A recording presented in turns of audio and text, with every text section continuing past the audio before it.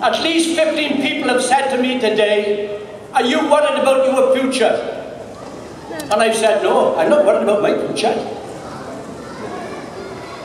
I said, I'm a loyal member of CND Cymru. I'm a loyal member of the Labour Party. But my loyalty, my real deep-seated loyalty, is to the people of Wales.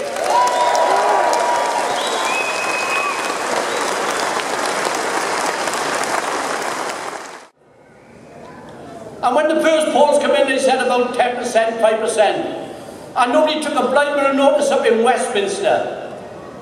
But what a transformation that's taking place at the present moment. They're up there today. Practically every politician that's worth his salt is up there today trying to persuade the Scottish people to vote no. And did you see that thing on the television where there was Cameron saying how much he loved the Scottish people, how much he loved the Welsh people. Please, please don't leave us, he was saying. Like a sort of lover who's been disregarded and thrown to one side. But I tell you this, and I tell you sincerely, there was tears in his eyes. But those tears were not for the Welsh people and not for the Scottish people. Those tears was the fact that he's going to lose his place at the top table of that war machine called NATO.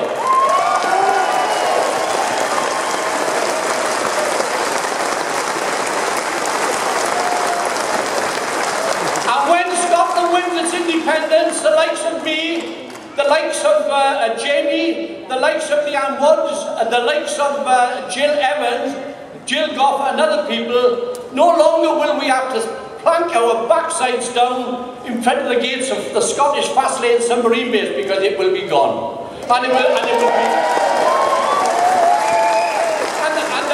be no need for us to do exactly the same thing outside that bomb factory. Because I tell you this, the millions of pounds that we'll be saving, that we will be saving by not maintaining those nuclear weapons, the billions of pounds that we will be saving by not investing in more, I tell you what, it can transform the social services and the hospital services of the country. I'm telling you this, comrades, nothing will ever be the same in Wales or Britain, irrespective of how the vote goes next week. Now, comrades and friends have been told, I've showed them, he said, what do you want to say, Ray? I said, I got 2 full-scar pages. You've got 5 minutes, he said. You've got 5 minutes and no more. So I've got to keep that 5 minutes. But can I tell you this finally, comrades? Can I just say this to you? There's a wonderful song you'll be hearing a few minutes ago. You've just heard one from David Ewan. We're still here, despite the Romans, despite the Normans, despite the Anglo-Saxon, despite the Tories, we're still here, and our culture and our language and all things Welsh are still flourishing, thank goodness. And I tell you this, comrades, the song that inspired me and inspired others is Flower of Scotland. The first verse goes something like this. Oh, Flower of Scotland, when will we see your likes again, who fought and died for your hill and your glen? Well, we've got that there now. We've got them there. You've got it with Jamie with his passionate speech and the thousands like him up in Scotland. They're there now. And I tell you this, the last verse is even more important to me. Those days are past now.